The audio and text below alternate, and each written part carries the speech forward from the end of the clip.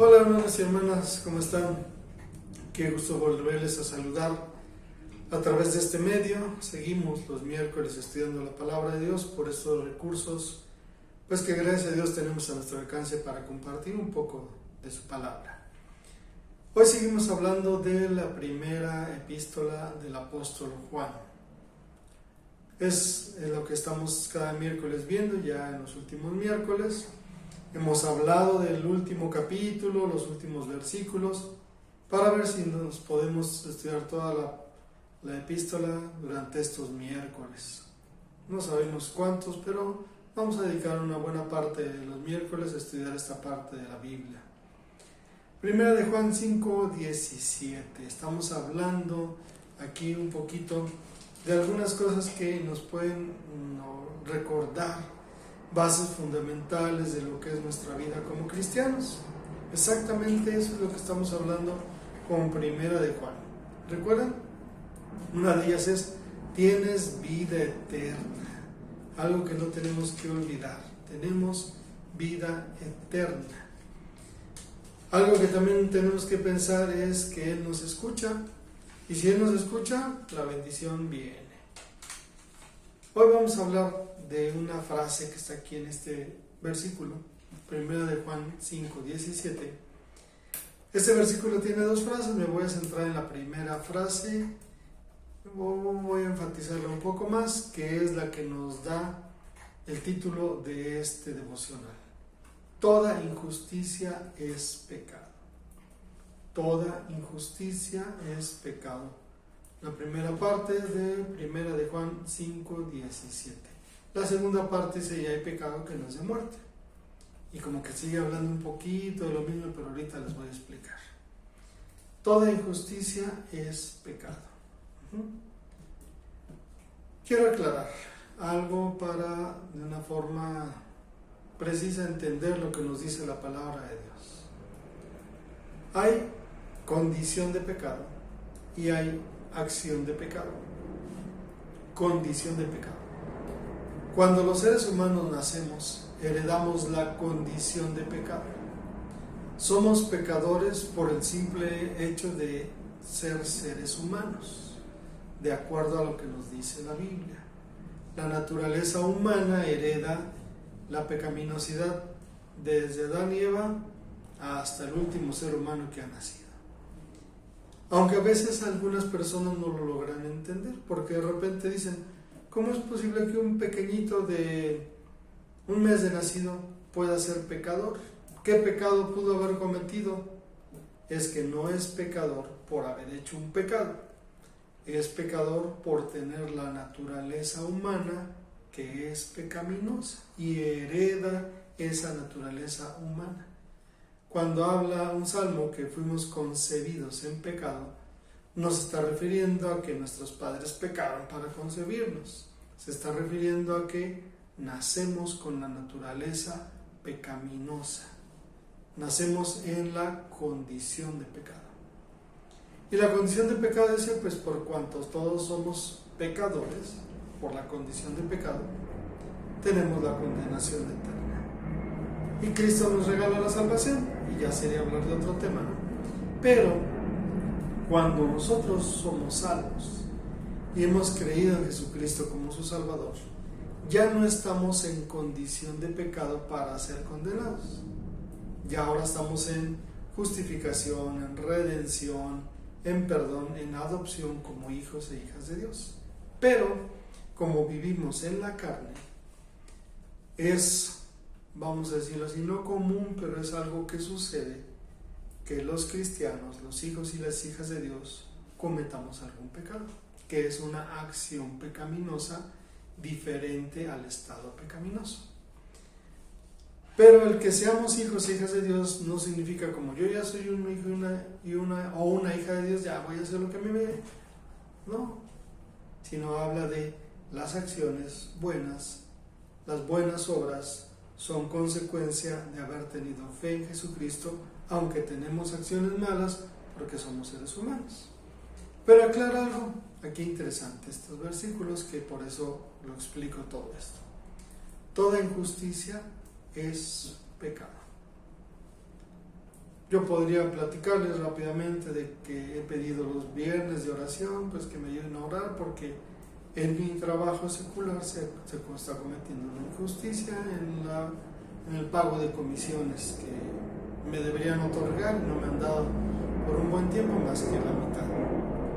Esa es una injusticia. Pero a veces nos centramos en las injusticias que cometen en contra de nosotros. Y otras veces olvidamos las injusticias que yo cometo en contra de los demás. Y aquí me dice la Biblia, toda injusticia, y cuando dice toda, ¿qué porcentaje es? 100%. El 100% de las injusticias, las que cometen en contra de mí, o las que yo cometo en contra de otras, todas son pecado, es decir, desagradables a Dios. Y el siguiente versículo, que vamos a estudiar dentro de 8 días, nos habla de esta condición de pecado y acción pecaminosa. Dice ese siguiente versículo, el que practica, ahí viene la diferencia. Podemos pecar porque somos, o no tanto podemos, pecamos porque somos seres humanos con esa naturaleza caída, pero no es una práctica común en nosotros. Ahora, si es una práctica común en ti, ten cuidado, porque toda injusticia es pecado, y todo pecado, dice Romanos 6:23, nos lleva a la muerte. La paga del pecado es muerte. Y si es, hoy pecas y mañana pecas, y al ratito pecas, y te despiertas y ya estás pensando en pecar, y te duermes intranquilo porque no pecaste, y hasta te sientas a planear el pecado, las cosas malas, las injusticias, todo aquello que no es lo que debería ser. Entonces, dice, cuidado. Toda injusticia es pecado. A veces hemos cometido injusticias y nadie puede decir, no, yo no, pastor. La Biblia dice, si dices que no pecas, eres mentiroso. Todos pecamos. Podríamos decir hasta diario. Y aquí dice, toda injusticia es pecado. Toda injusticia. No nada más, toda. Aquí voy a pensar un poquito en esto.